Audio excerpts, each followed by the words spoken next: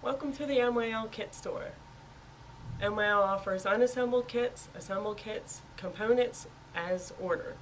Today we are going to talk about assembled kits which we fabricate to your specifications that are ready for you to mount to your board.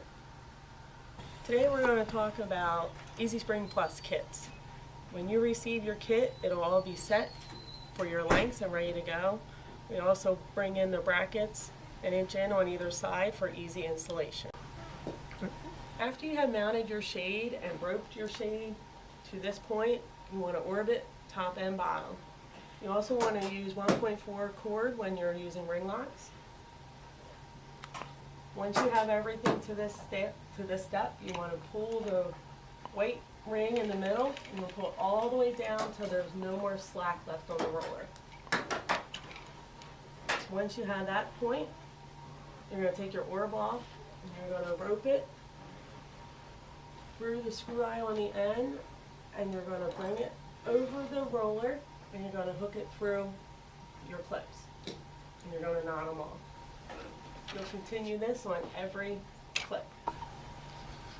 Once you have all your cords connected to your clips, you want to cut your center cord off.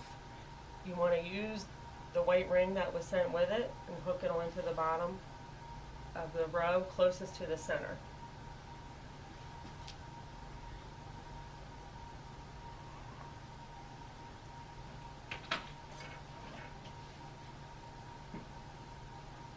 You want to make sure that your rope has at least a half a turn on the barrel at the top.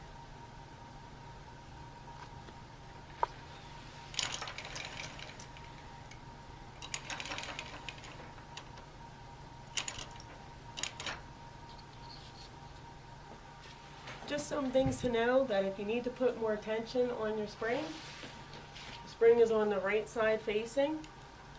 You want to turn it clockwise to put more tension on it, and then you can check it by pulling it up and down if you have enough tension.